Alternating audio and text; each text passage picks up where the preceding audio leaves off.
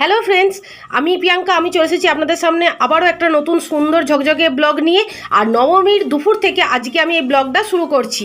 আর দেখে বুঝতেই পাচ্ছেন বেরিয়ে পড়েছি ঠাকুর দেখতে। হ্যাঁ বন্ধুরা, চলে এসেছি একটা সুন্দর মণ্ডপের সম্মুখে। কোথায় এসেছি সেটা পরে বলছি, আগে চলুন দু চোখ ভরে একদম মণ্ডপটাকে আগে ভালো করে উপভোগ করি আর ঠাকুরটাও দর্শন করি। আমার তো দারুণ লাগছে। আর এই দেখুন নবমীর দুপুরের প্রথম মায়ের মুখটা দেখে আমার খুব ভালো লাগলো। মায়ের মুখটা খুব সুন্দর দেখতে, আর ছোট্টর ওপরে মণ্ডপটা কিন্তু আমার দারুণ লেগেছে। আর মণ্ডপের সঙ্গেই রয়েছে এইরকম ফুলের একটা দোকান, মানে মেলা বসেছে, সেখানে একটু ঘুরে নিলাম, ফুলগুলো দেখলাম। তারপর চলে এলাম আর একটা মণ্ডপে। এই মণ্ডপটাকে দেখে কি কিছু বুঝতে পাচ্ছেন? এই রকমই মণ্ডপ একটা আদলে তৈরি আমি আগের একটা ব্লগে দেখিয়েছিলাম। এটা হচ্ছে ইচ্ছেটা না, যেটা আমাদের এখানকার ধাত্রীগ্রামেও এই মণ্ডপটাই তৈরি করেছে। হ্যাঁ, দুর্গাপুজোতেই করেছে, শুধু ওটা আমরা রাতে দেখতে গেছিলাম আর এটা দিনে। দিনে বলতে দুপুরের টাইমে। আর এখানে গিয়ে সব থেকে যেটা ভালো লাগলো, ওখানেও ভালো লেগেছিল, এখানেও ভালো লাগার কারণ হচ্ছে পাখিদের কিচিরমিচির আওয়াজ, যেটা দারুণ সুন্দর লাগছিল। একদম নিস্তব্ধ নিরিবিলি আর এরকম পাখিদের আওয়াজ খুব সুন্দর। কিন্তু আমি সেই ভয়েসটা দিতে পারলাম না, কারণ ওখানে একটু সাউন্ড মাইক বাজছিল, আর এইসব যে লোকজন চলাফেরা করছিল সেটারও হচ্ছিল আওয়াজ। তা যাই হোক, এখানে পাখিদের এত সুন্দর একটা যে ডেকোরেশন, চিন্তাভাবনাটা আমার দারুণ লেগেছে। আর এখানে মায়ের মূর্তিটা দেখুন কি অপূর্ব, মনে হচ্ছে মাও ডানা মেলে উঠছে, পুরো ঠিক পাখিদের মতন। আর মায়ের মুখটা দারুণ লাগছে, যেমন মণ্ডপ সজ্জাটা তেমন। দেখুন এসে পড়েছি দুর্গাপুরে দেখতে এসেছি। আর এখানকার মণ্ডপ দারুণ লাগলো দেখে। অনেকদিন পর দুর্গাপুর শহরে এসে খুব ভালো লাগছে। খুব ছোটোবেলায় আগে আসতাম তো, আর এখন আবার অনেকদিন পর এসে খুব ভালো লাগছে মন থেকে। দেখুন অনেক ঘোরাঘুরি হয়েছে, এবার একটু দুপুরে খাওয়া দাওয়া করতে হবে। প্রায় 2:30 বাজে আর কি। তা এবার একটু খাওয়া দাওয়া, পেট পুজো না করলে আর শরীর চলছে না। তা এসেছি এখানে একটা সুন্দর একটা রেস্টুরেন্টে। দেখুন প্রথমেই দিয়ে দিল স্যালাড। আর স্যালাডটা কি বলবো, পুরোটাই ফ্রেশ আর দারুণ সুন্দর, কালারফুলও লাগছে। তারপর চলে এলো আমাদের মেন কোর্স। আর এখানে ছিল প্লেন ভাত, ভেজ ডাল, একটা মিক্সড ভেজ আর একটা কড়াই পনির। আর প্রত্যেকটা খাবার ছিল একদম গরম গরম, মানে একটু আমাদের বসে থাকতে হয়েছে, কিন্তু একদম গরম গরম খাবারটা পেয়ে, আর ফ্রেশ পরিষ্কার সুন্দর ছিমছাম হোটেলটা ছিল, দারুণ। সব মিলিয়ে তো খুব ভালো লেগেছে। এত সুন্দর ঘরোয়া খাবার দাবার যে পাবো এটা আমরা আশাই করিনি।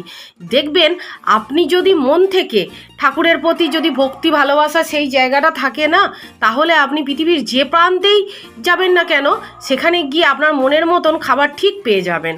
আর ইনারা পরিবেশন করে দিচ্ছিলেন, আর খাবারটা ছিল গরম গরম। আমরা খুব মন ভরে তৃপ্তি সহকারে খেলাম সবাই মিলে। তারপর বেরিয়ে পড়লাম আর একটা মণ্ডপ দেখার উদ্দেশ্যে। এটা হচ্ছে অনেকটা এটা বারোয়ারি মতো করা ছিল, আর বাইরের টুকুরিটাতে যেমন প্যান্ডেল করেছে আর ভেতরটা ছিল এরকম বারোয়ারি। হ্যাঁ, আর এটা হচ্ছে সিটি সেন্টারের কাছে। আর আগের ফার্স্ট যে মণ্ডপ দুটো দেখলেন না, সেই মণ্ডপ দুটো হচ্ছে মুচিপাড়া যে মেডিকেল কলেজটা রয়েছে, ওই কলেজের পাশে যে অনেক বড় বড় মাঠ আছে না, ওই মাঠে করেছে ওরা প্যান্ডেলটা। আর এবার আমরা যাচ্ছি একদম সিটি সেন্টারের পুরো কাছে, মানে ভেতরের দিকে। আর এই যে লাইটিংগুলো পাশে দেখছেন, যেহেতু এটা এখন একদম মানে বিকেল টাইমের সময় খাওয়া দাওয়া করেছি, তারপর বেরিয়েছি, সব জ্বালিয়ে দিয়েছে। হ্যাঁ, আস্তে আস্তে আলোগুলো জ্বলছে, তো বেশ সন্ধ্যে সন্ধ্যে টাইমটা হয়ে আসছে, আমাদেরও বেশ ভালো লাগছে। আমার মেয়ে যেহেতু ইতিহাস নিয়ে পড়াশুনো করে, তাই এই মণ্ডপটা ওর সব থেকে বেশি ভালো লেগেছে। এটা ছিল বাল্যবিবাহ রদ, বিধবা বিবাহ চালু এবং সতীদাহ প্রথার রদের প্রসঙ্গে। আপনারা তো সকলেই জানেন যে সতীদাহ প্রথা রদ করেছিলেন রাজা রামমোহন রায়, আর বিধবা বিবাহ চালু করেছিলেন শ্রী ঈশ্বরচন্দ্র বিদ্যাসাগর। তার উপর ভিত্তি করেই এটা তৈরি করা হয়েছে, কারণ এই দুটো ব্যবস্থায় একটা বন্ধ আর একটা প্রচলনের জন্য পুরো সমাজের মোড়টাই ঘুরে গেছিল।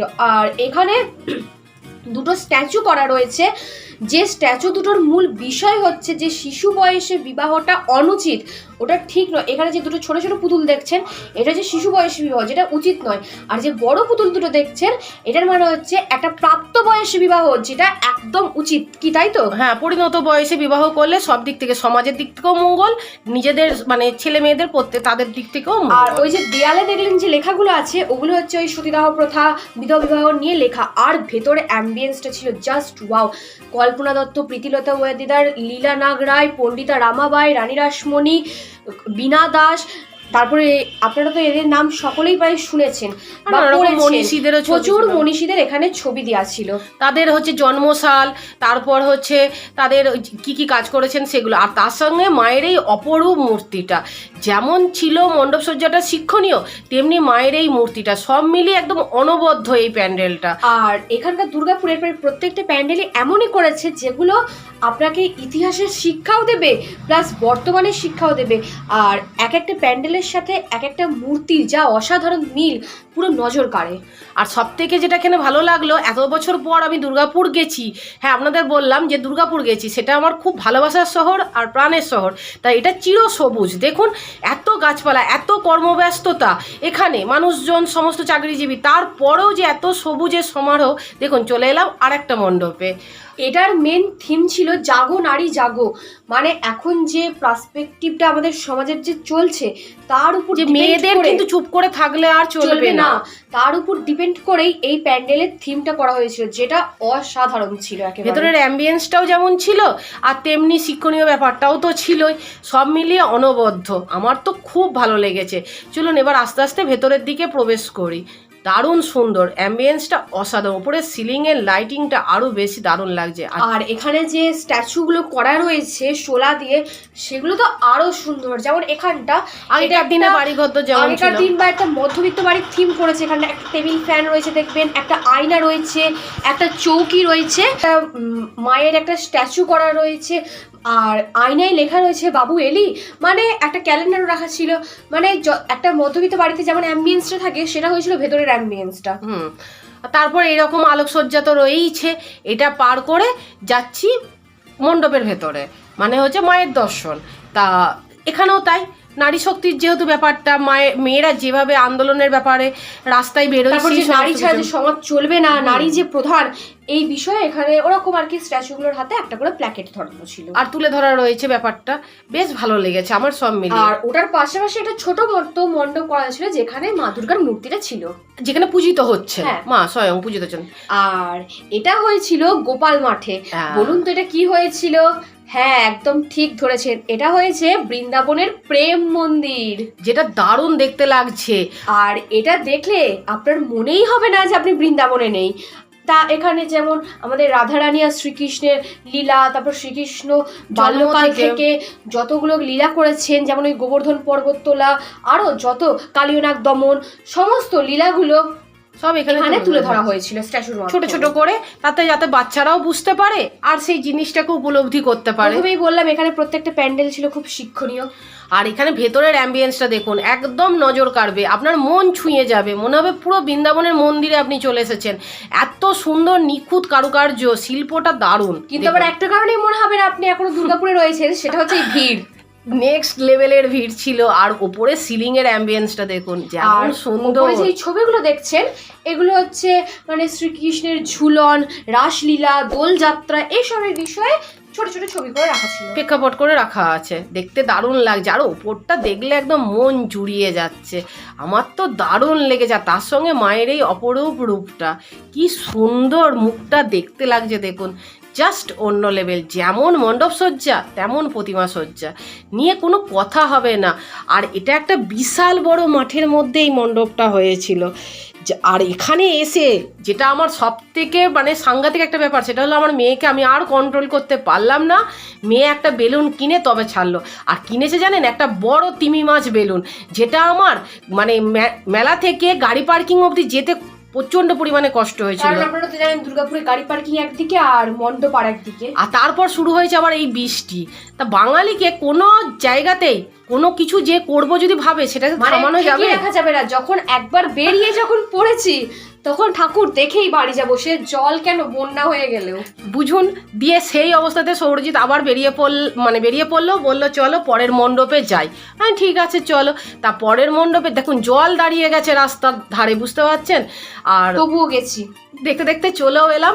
এটা ব্যানাচিটির পুরো কাছে একদম এই মণ্ডপটাতে। এই মণ্ডপটা ছোট্টর ওপরে, কিন্তু মায়ের মূর্তিটা মানে জায়গাটা দারুণ লাগছে। করেছিল, হ্যাঁ খুব সুন্দর, সাদার ওপরে তো এত দারুণ লাগছে, পুরো গর্জিয়াস লাগছে। আর এটা যেহেতু ব্যানাচিটির কাছাকাছি তাই ভিড় তো জায়গাটায়, তাই ছোট্টর ওপরে মণ্ডপটা। আর এরপর চলে এলাম আর একটা মণ্ডপে।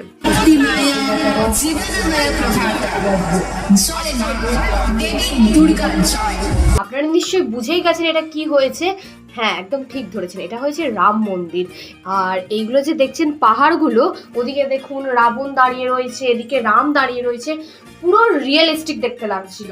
আর সবথেকে বড় এখানে চরম লেভেলের ভিড় ছিল জানেন, লাইন দিয়ে দাঁড়াতে হয়েছে। আর এখানে এই যে মুনি ঋষিকে দেখছেন, এরকম বনের মধ্যে এরকম মুনি ঋষি মতন একটা থিম করেছে, পাশে শিবলিঙ্গ রয়েছে। আর এই রকম যে পাহাড়টা মানে পাহাড়ের যে থিমটা করেছে যে সোলার দিয়ে, সেটা আপনি হাত না দিলে বুঝতেই পারবেন না, এত সুন্দর নিখুঁত এদের কাজটা করেছে। চিন্তা ভাবনাটা তো অসাধারণ, সেটা নিয়ে কোনো কথা হবে না। আর ভেতরের অ্যাম্বিয়েন্সটা পুরোটা পাহাড়ের মধ্যে রামায়ণটা ছোট্ট ছোট্ট করে তুলে ধরা রয়েছে প্রেক্ষাপট করে। এগুলোতে হাত দিয়ে বুঝতে পারবেন যে এগুলো সোলার, না হলে এমনি মনে হবে যেন রিয়েলিস্টিক পাহাড় তৈরি করেছে। সত্যি ঠিক পাহাড় যেমন এবড়ো খেবড়ো টাইপের হয় না, দেখুন একদম যেমন জঙ্গল টঙ্গল করা থাকে, একটু প্যাঁচা প্যাঁচা থাকে, সেরকম করেছে একদম সেম। আর কি অপূর্ব যে ভালো লাগছে না ওখানে গিয়ে, দারুণ লাগছে এই এত সুন্দর সুন্দর মণ্ডপ দেখে। এত দূর থেকে দুর্গাপুর যাওয়াটা সত্যি সার্থক হয়েছে, যে দুর্গাপুরের দুর্গাপুজো সত্যি অসাধারণ। আর এখানে দেখুন মায়ের মূর্তিটা করেছে একদম পুরো রূপলি। হ্যাঁ তার জন্য আরো বেশি ভালো লাগছে, গর্জিয়াস লাগছিল। আর এরপর চলে এলাম আরেকটা মণ্ডপে। এটা ওই জিটি রোডের ধারেই একটা ছোট মতো জায়গায় করেছিল, কিন্তু ছোট প্যান্ডেল বলে ভাববেন না, বড়গুলোর থেকে কোনো অংশে কম হয়েছে। অনেক সুন্দর হয়েছে, এটাও শোলা কেটে কেটে করেছে তো, খুব সুন্দর হয়েছে। হ্যাঁ আর সাদা শোলাতে দারুণ লাগছে মণ্ডপটা, খুব সুন্দর গর্জিয়াস কাজটা। আর এখানেও মায়ের মূর্তিটা দারুণ। এখানে হচ্ছিল আরতি।